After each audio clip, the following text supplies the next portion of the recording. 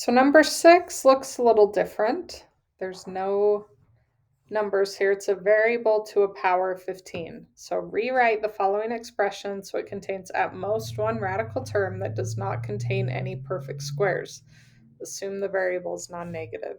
If it were negative, we've learned it would be undefined. So we have to assume it's positive in order to make this work. So we have the square root of m to the 15th. So on our last problem, our perfect squares were like 4, 16, 25.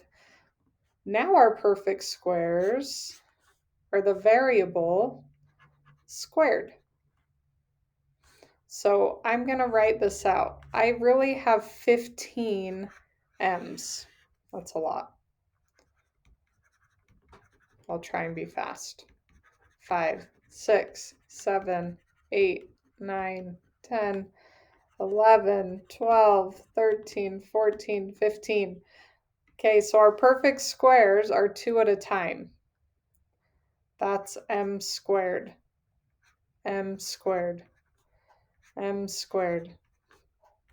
M squared. M squared. M squared. So we have 7 perfect squares here and 1 left over. So in our answer that's left over, we're just going to have 1m, and we need to figure out what we take out, what's going to be out here.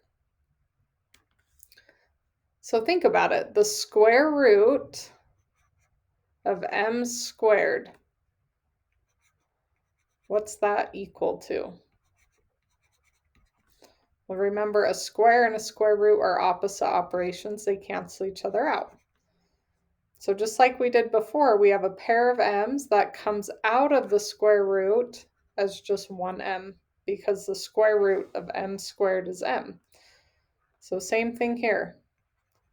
Outside of the square root is just 1m, because the square root of m squared. So we're going to bring out all of these pairs as just 1. And then we have to figure out how many we have. We brought out 1, 2, 3, 4, 5, 6, 7. So out here we have 7 m's. And we multiply them. So when you multiply a variable, lots of times we use a shortcut called an exponent. So we have 7 m's, which is really m to the 7th. And then we have an m left over inside. So when we type that in, we would do m to the power of 7, and then square root 1m left over.